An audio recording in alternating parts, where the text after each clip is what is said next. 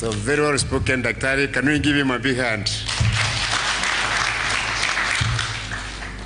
The next one I want to invite is actually our in-law, James Orengo. Whenever I meet him, I tell him, Meru Dowry does not end. So let me invite him here. He was in Parliament long before me. I think he entered Parliament in 1988. We found him there in 1992. But even before that, he was our student leader at the university. And you know what we did during Karanja's time. So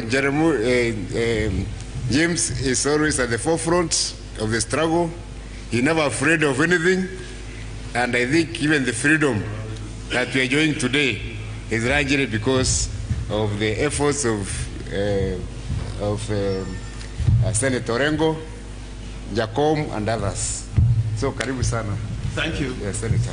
Yeah. You can use this. Can you sanitize it for him? Thank you very much, Your Excellency. I'll be very brief.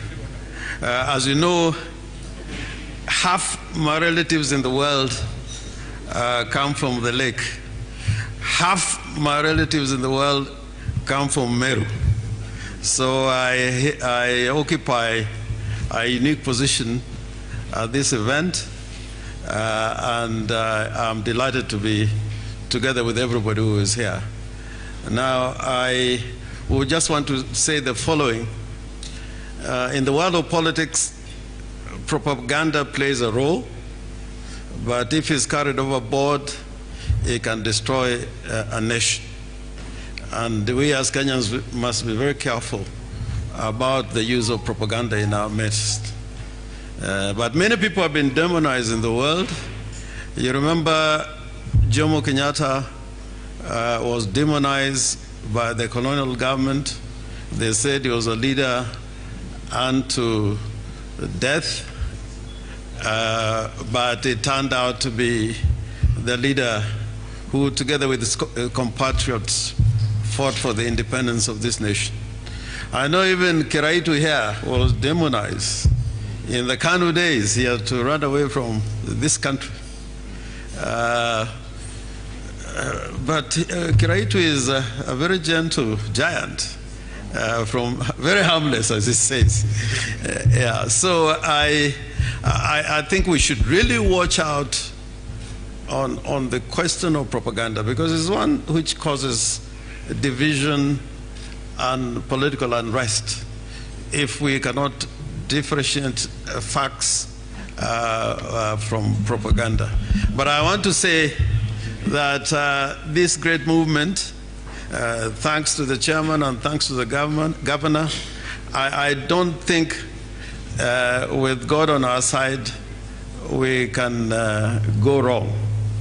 And Raila Amolo Odinga with his brother Uhuru Kenyatta getting together in that handshake was a great act of statesmanship. And I would want to say that President Uhuru Kenyatta has a degree of tolerance that is phenomenal. I hear sometimes the kind of names is being called, completely unjustified. Even in our days when we used to be in the trenches against President Moi, I don't think we ever went to that extent. But I just want to end up by saying that doctrinaire ideology can be very dangerous. People who come with simple solutions can lead people to disaster.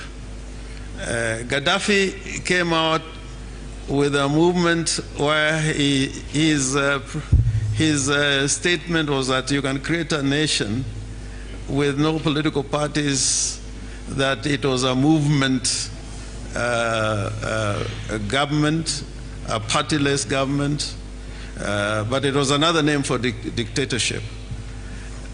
When you talk about simple economic solutions like the one we are being offered, which has no structures, talking about, a way of transforming the nation without explaining how, I think we're in for a lot of trouble. But I am certain, Titus, you and the governor, His Excellency, this first step that you have made, I know the mountain and the lake are going to work together to bring unity and prosperity to this nation. That I'm certain about, and it's not exclusive. I think what we are fighting for is to bring everybody together under one roof so that we can make Kenya a greater and a more prosperous nation. And Governor, I wish you very well. Macarena, today I was seeing you on some video which has gone viral, and I thank you for doing that. You are so steady, so adamant, and I'm glad that you're working with Governor, His Excellency, Kiraitu Murungi. So thank you, and God bless you.